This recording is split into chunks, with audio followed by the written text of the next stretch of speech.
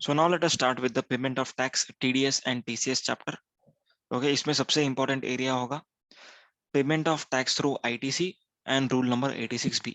ये दोनों एकदम important areas रहेंगे. Okay, first we are going to check out with payment of tax through ITC. Payment of tax through input tax credit. ITC से अपन कैसे payment करेंगे? तो यहाँ पर मैं आपको लायबिलिटी लिख के दे रहा हूँ. अगर आपके पास IGST लायबिलिटी है, ओके, या फिर आपके पास हो सकता है CGST लायबिलिटी, या फिर हो सकता है SGST liability.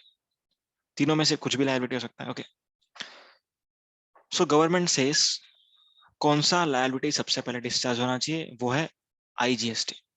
Okay, this liability has to be discharged before any other liability.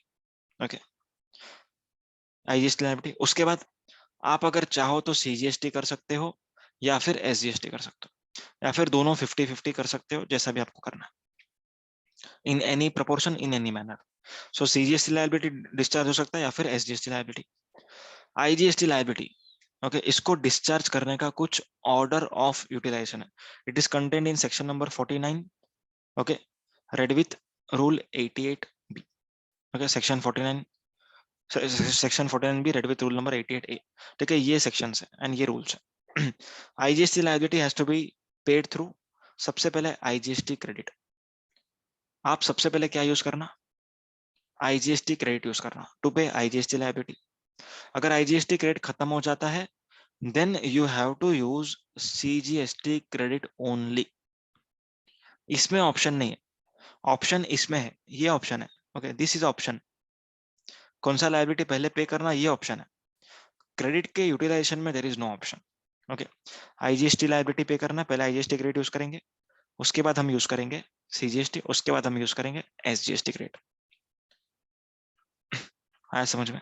Strictly in this order. IGST खत्म तो ही CGST को हाथ लगाएंगे, CGST खत्म तो ही SGST को हाथ लगाएंगे. आया समझ में? नेक्स्ट, अगर CGST लायबिलिटी पे करना है तो सबसे पहले आपको IGST क्रेडिट यूज करना होगा. You have to use IGST credit first. अगर IGST क्रेडिट खत्म होता है तो आप लोग CGST क्रेडिट से पेमेंट कर लेना, लेकिन आप कभी भी SGST क्रेडिट को यूज मत करना टू पे CGST liability, and vice versa. You can not पे SGST liability through CGST credit. Okay, बात करते हैं अपन SGST लायबिलिटी की. SGST liability has to be discharged with first IGST credit. Okay, उसके बाद आप लोग को किससे पे करना है? SGST credit. Okay, not through CGST credit. So cross utilization of CGST credit towards SGST liability and SGST credit towards CGST liability is not possible. ये पॉसिबल नहीं है. आया समझ में? एकदम सिंपल था. ओके, अब अगर हम बात करें RCM की लायबिलिटी की, RCM liability, we all very well know that RCM liability has to be discharged in cash. Okay, RCM liability cash में डिस्चार्ज करना है, लेकिन आपको उसका क्रेडिट मिल जाता है सेम मंथ में. तो यहाँ पर आपको अगर RCM का क्रेडिट है तो यहाँ पर आपको ऐड करना पड़ेगा. You have to add RCM credit over here. Okay, यहाँ पर आप लोग ऐड कर सकते हो RCM credits. RCM credit you have to add. लेकिन इस लायबिलिटी में आप RCM का लायबिलिटी ऐड नहीं करोगे. क्यों नहीं करोगे? अगर यहाँ पर आप लोग ऐड कर दिया तो क्या हो जाएगा? ये लायबिलिटी का पेमेंट ITC से हो जाएगा. इसीलिए यहाँ पर अपने को RCM लायबिलिटी ऐड नहीं करना. RCM लायबिलिटी को आपको नीचे ऐड करना होगा अलग से. ओके, क्रेडिट में ऐड करो लेकिन लायबिलिटी में ऐड नहीं करोगे. समझ में? हाँ, ठीक है. तो RCM यहाँ पर अपने को पेएबल ऐड करना पड़ेगा. ओके, क्रेडिट आपने ले लिया, पर यहाँ पर कैश में जो भी आपको आंसर आएगा उसमें क्या ऐड कर दो. I hope discussion is very clear. Okay, अब कुछ पॉइंट्स अपन देख लेते हैं इसके.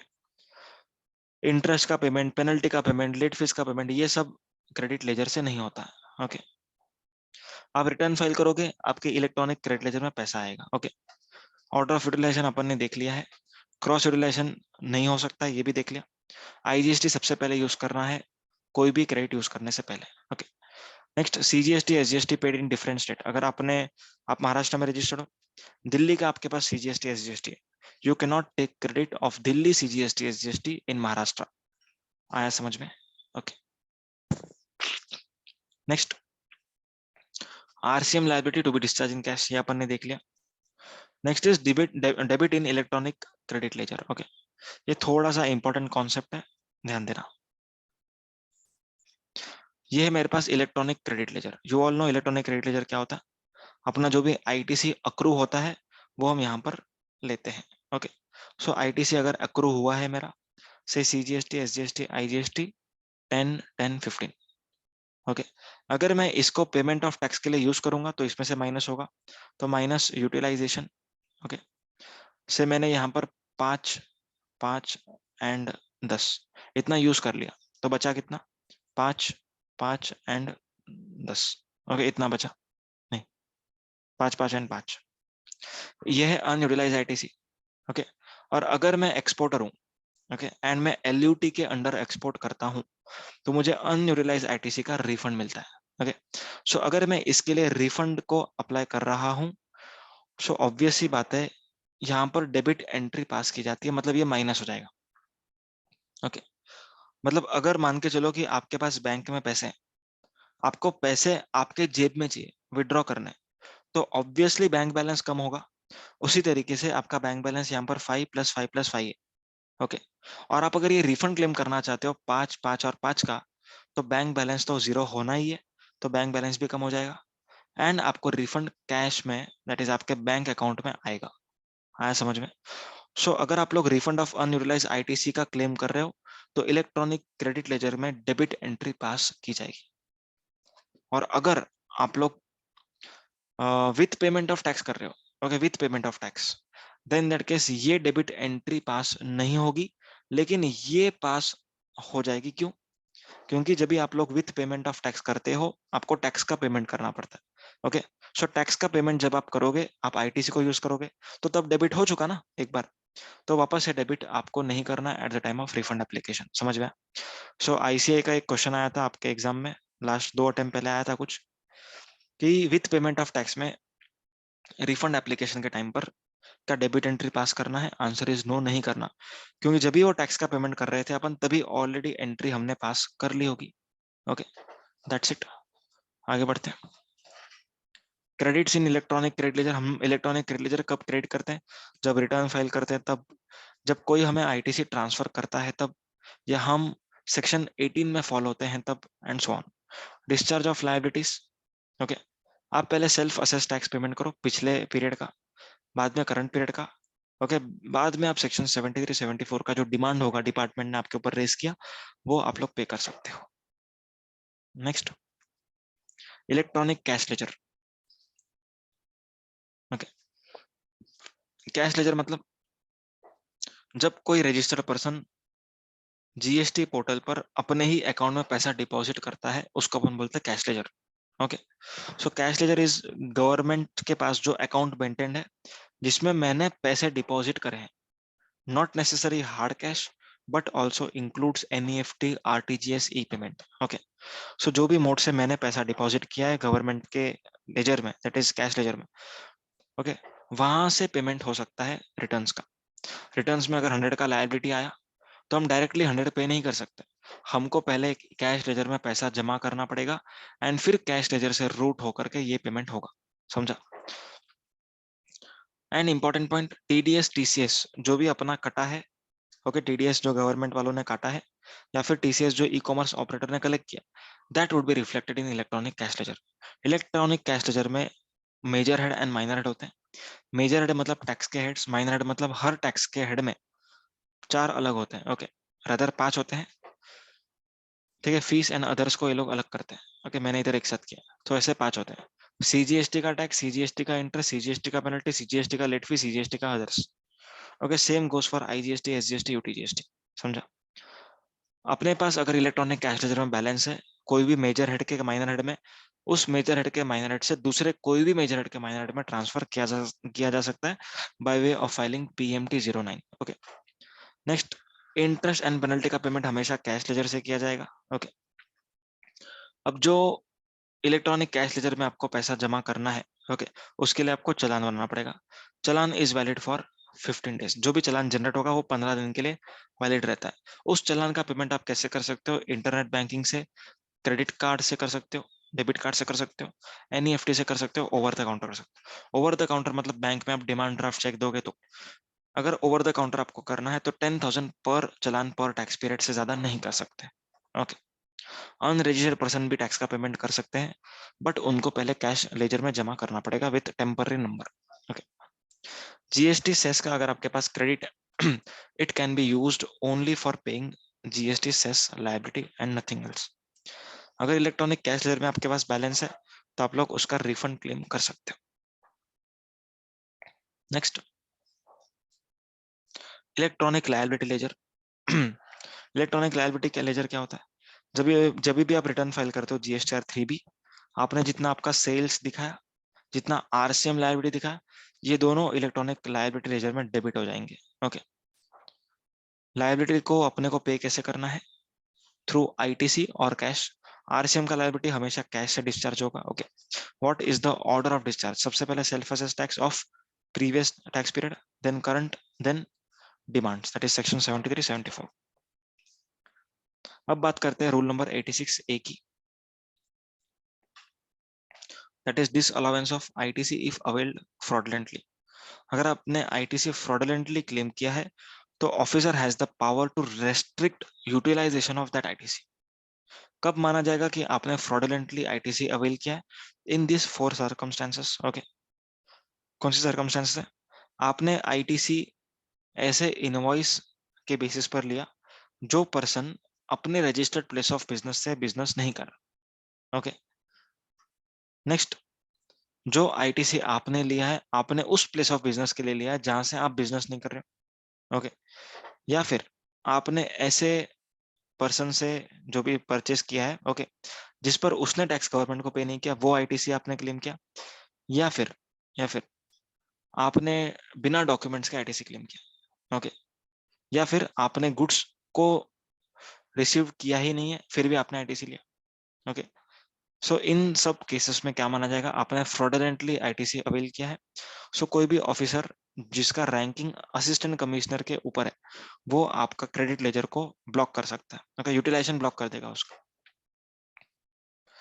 लेकिन जो ये रेस्ट्रिक्शन है वो 1 साल से ज्यादा नहीं हो सकता। समझ में? Next, interest.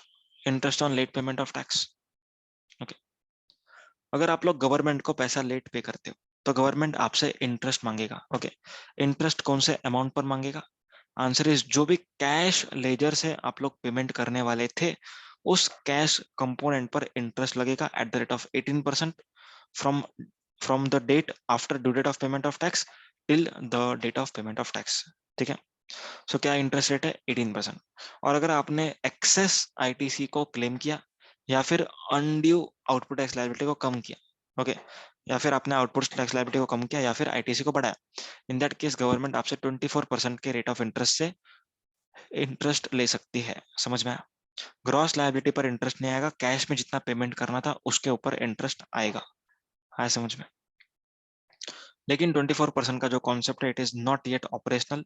24% का जो कॉन्सेप्ट था वो कब था?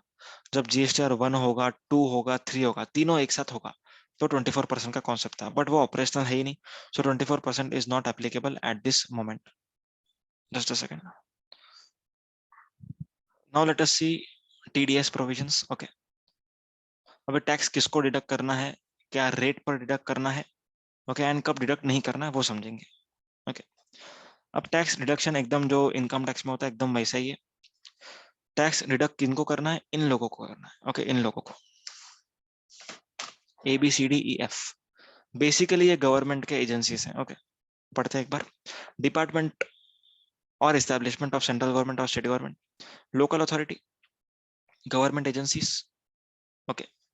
एन अथॉरिटी और board set up by act of parliament or state legislature or establishment established by government with 51% or more of participation of equity, okay, या फिर society established by CGST under societies registration act और public sector undertaking. तो इन लोगों ने अगर कुछ भी supplies लिया, ओके, एंड देन वो लोग जब पेमेंट करेंगे तब टैक्स को डिडक्ट करना होगा। समझ में आ रहा है? ओके, टीडीएस काटना पड़ेगा। कब काटना पड़ेगा वो समझना। अगर उन्होंने रजिस्टर्ड पर्सन से लिया है, okay, if they have taken from registered person, क्या लिया है, टैक्सेबल गुड्स और सर्विसेज जिसमें कॉन्ट्रैक्ट वैल्यू एक्सीड्स ₹2,50,000, ठीक है। तीन चीजें मैंने बताई, रजिस्टर्ड सप्लायर से आपको लेना है, ओके, रजिस्टर्ड सप्लाई से आप लोग लोगे, ओके, प्लस टैक्सेबल चीज लोगे, प्लस और क्या बताया था, कॉन्ट्रैक्ट का वैल्यू जो है वो 2,50,000 से ज्यादा होना चाहिए। समझ में? अगर ये तीनों कंडीशन एक साथ फुलफिल हो जाती हैं, ठीक है, और एक चीज है वो मैं अभी डिस्कस नहीं कर सकता, बाद में करूंगा। अगर ये तीनों चीजें फुलफिल हो जाती हैं तो आपको टीडीएस डिडक्ट करना पड़ेगा, okay, provided you are the person belonging to A to F category. समझ में?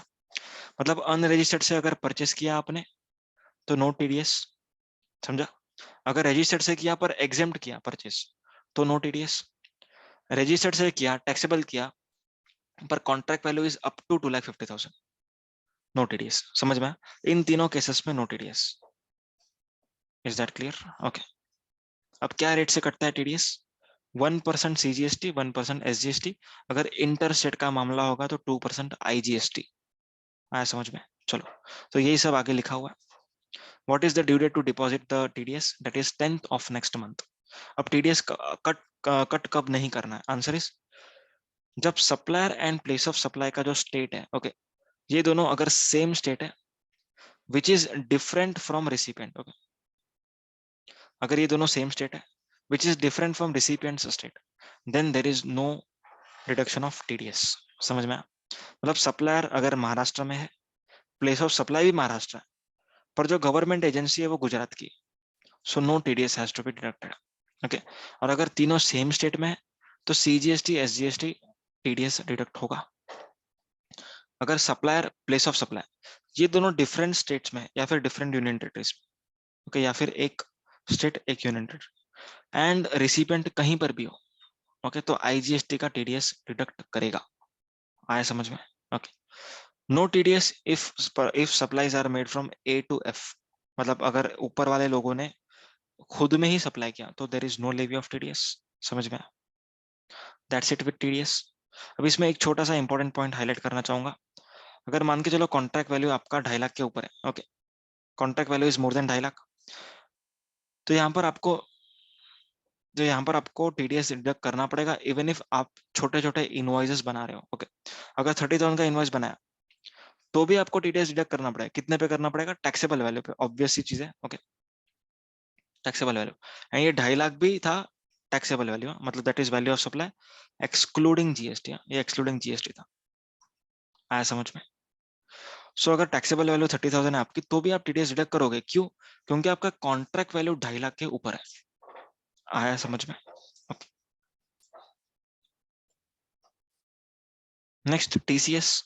टीसीएस कब कलेक्ट करना है? Okay, e commerce operator TCS कब कलेक्ट करेगा? आंसर इज जब recipient consideration e commerce operator को देगा and then e commerce operator supplier को रेमिट करेगा।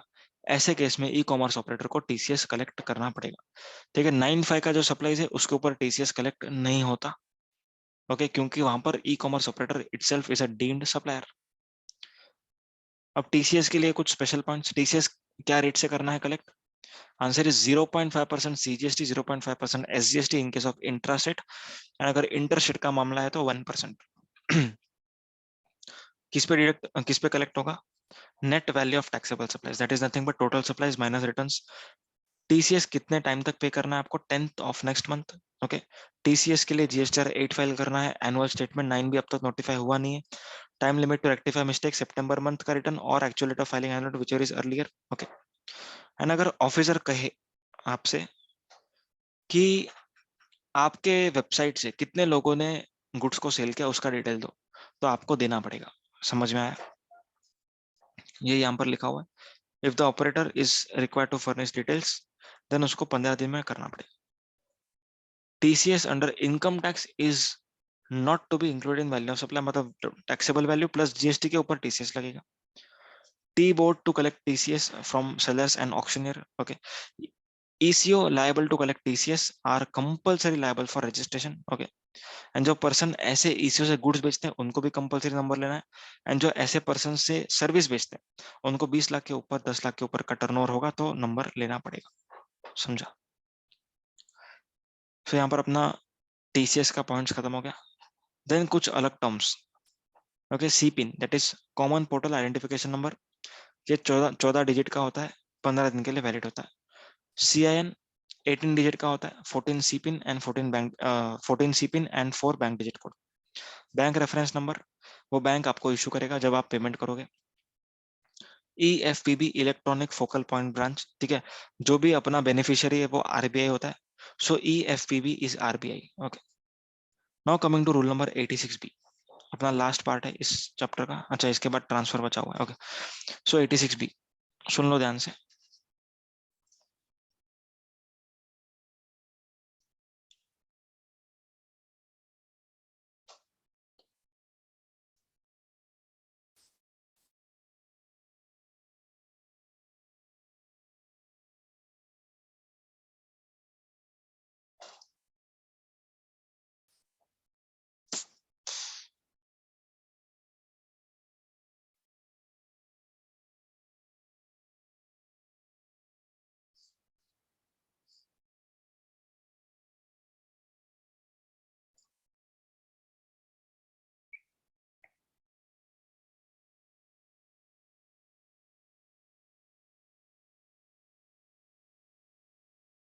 Rule number 86B। ओके, अब 86B किसको अप्लाई होगा वो सुनो। जिसका टर्नओवर, इसका turnover in a month, in a month exceeds ₹50 lakhs। Okay, 50 lakhs अगर आपका turnover in a month exceed कर रहा है, ओके, तो आपको 86B लग सकता है। 86B क्या बोलता है वो बाद में देखेंगे। तो 86B का रूल आपको एप्लीकेबल हो सकता है। अब ये टर्नओवर है, इसमें आपको क्या नहीं लेना है? आंसर इज एग्जेम्प्ट सप्लाई नहीं लेना है। ओके, एंड जो आपका जीरो रेटेड सप्लाईज है, एक्सपोर्ट्स और सप्लाईज टू एसिड, इन दोनों को आपको नहीं लेना। मतलब बेसिकली आपको क्या लेना है? Taxable turnover. Basically you have to take taxable turnover. Okay, अगर आपका टैक्सेबल टर्नओवर 50 लाख के ऊपर जाता है, ओके, तो 86B आपको एप्लीकेबल हो सकता है। व्हाट डज 86B से? 86B ये कहता है कि अगर आपके पास ITC है to discharge entire liability. Okay, अगर मान के चलो 100 रुपए का ITC है, आपका लायबिलिटी है सिर्फ 90 रुपए। ओके, एंड आपका टर्नओवर 50 लाख के ऊपर है। Okay, and you are not following in exception list, then in that case आप आपका पूरा ITC यूज नहीं कर सकते। You have to discharge 99% of your liability through ITC। मतलब 90 का 99% करो, कितना आएगा? 89.1। सो 89.1 का लायबिलिटी के लिए आप लोग ITC यूज कर सकते हो। जो 1% है, that is 0.9, you have to discharge through electronic cash ledger. वापस से एक बार, you cannot use entire ITC to discharge liability if 86B rule is applicable to you. आपको सिर्फ 99% ऑफ लायबिलिटी को डिस्चार्ज करने मिलेगा through ITC, 1% you have to pay through electronic cash ledger. आया समझ में? एकदम सिंपल था। अब 86B के एक्सेप्शन में फॉल नहीं होना मतलब क्या? 86B के कुछ एक्सेप्शंस है। ओके, क्या एक्सेप्शंस है पढ़ते हैं एक एक करके। सबसे पहला एक्सेप्शन, अगर आपने पिछले 2 साल में 1 लाख से ऊपर इनकम टैक्स पे किया, ओके, दोनों साल में 1 लाख से ऊपर अगर आपने इनकम टैक्स पे किया in previous 2 financial years, whether through self assessment tax और वेदर थ्रू मैट और through TDS TCS advance tax, जो भी है, ओके, कुछ भी मोड से अगर आपने 1 लाख से ऊपर सेल्फ असेसमेंट टैक्स या कुछ भी मोड से पे किया in preceding 2 financial year, then 86B is not applicable. Okay, next, अगर पिछले साल में आपको रिफंड मिला है अनयूटिलाइज ITC का, ओके, पिछले साल में अगर आपको रिफंड मिला है अनयूटिलाइज ITC का 1 लाख के ऊपर, तो आपको 86B अप्लाई नहीं होगा। आया समझ में? Next, cumulative payment of tax in cash is more than 1%। Okay, मतलब क्या यहाँ पर पढ़ता है? अभी ये टेबल बहुत इंपॉर्टेंट है, सुनो ध्यान से। अगर आपका सेल्स है 58 lakhs, okay, I am assuming कि आप लोग एक्सेप्शन लिस्ट में फॉल नहीं हो रहे हो, इसीलिए ये टेबल पढ़ रहे हैं, ओके। आपका सेल है 58 lakhs, तो मुझे बताओ 86 भी अप्लाई होगा कि नहीं होगा? होगा। कितना लायबिलिटी आ रहा है? 10,44,000, ओके। क्यूमुलेटिव लायबिलिटी मतलब एक फाइनेंशियल ईयर का जो लायबिलिटी है उसको आपको देखना है।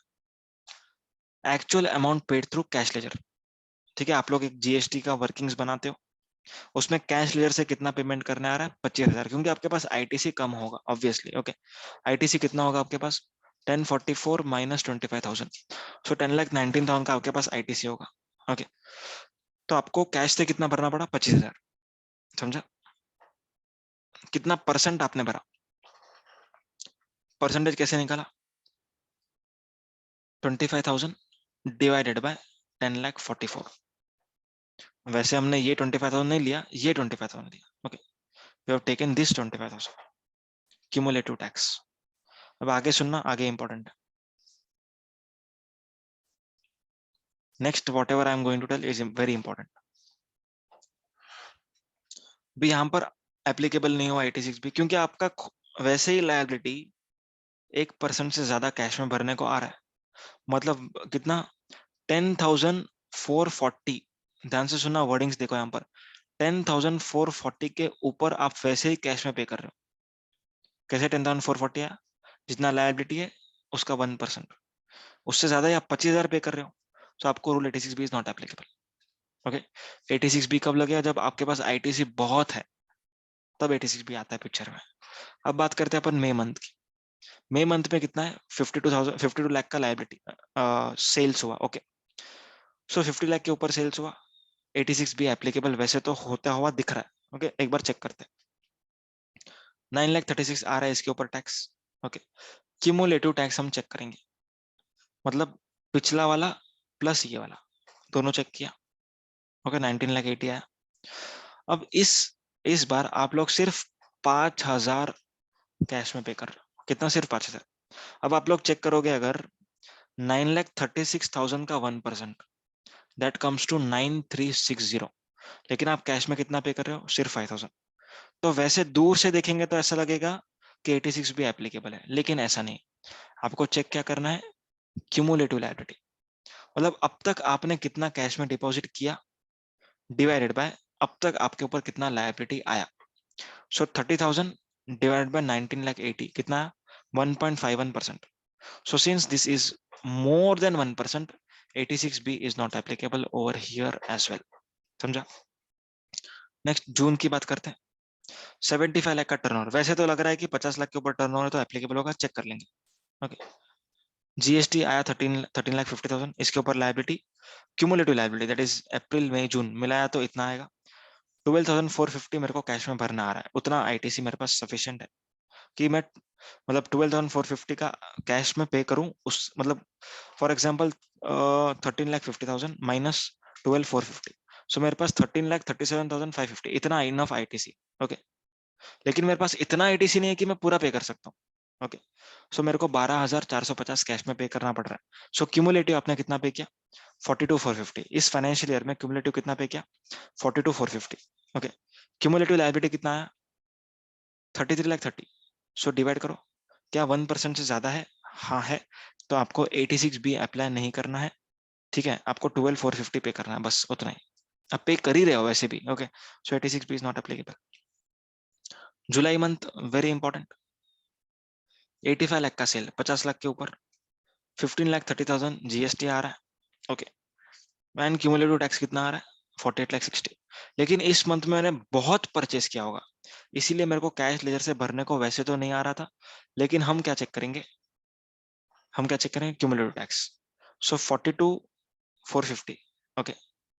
दैट इज अब तक का जितना कैश में पे किया वो divided by liability, it is less than 1%, मतलब अपने को 1% कैश में पे करना पड़ेगा। दैट इज नथिंग बट 48,600, 48,000 इतना अपने को कैश में पे करना पड़ेगा, समझा? या फिर यहाँ पर ध्यान देना, सुनना इंपॉर्टेंट है। 48,600 मैंने बोला, ओके। लेकिन मैंने अब तक कितना पे किया? 42,450। सो अगर मैं बैलेंस दैट इज 6000 के अराउंड कुछ आएगा, 48,600 माइनस 42,450, अगर 6150 में भर दूं, 6150 अगर मैं भर दूं, तो 1% के ऊपर जाने वाला है। ओके, मतलब इससे थोड़ा सा ज्यादा भरेंगे, सो 1% के ऊपर चला जाएगा। तो आपको कैश लेजर से कितना पे करना पड़ेगा, 6150 के ऊपर, ताकि ये 86B का जो एक्सेप्शन है उसमें फॉलो जाओ। समझ में आया? अगस्त टर्नओवर कितना, 44 लाख, यहीं से भगा दो 86B को।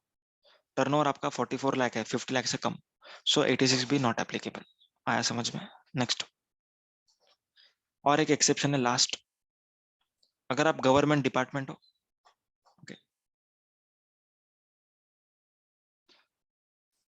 अगर आप गवर्नमेंट डिपार्टमेंट हो, पब्लिक सेक्टर अंडरटेकिंग हो, लोकल अथॉरिटी हो, स्टैट्यूटरी बॉडी हो, okay, if you are any of this person, 86B not applicable.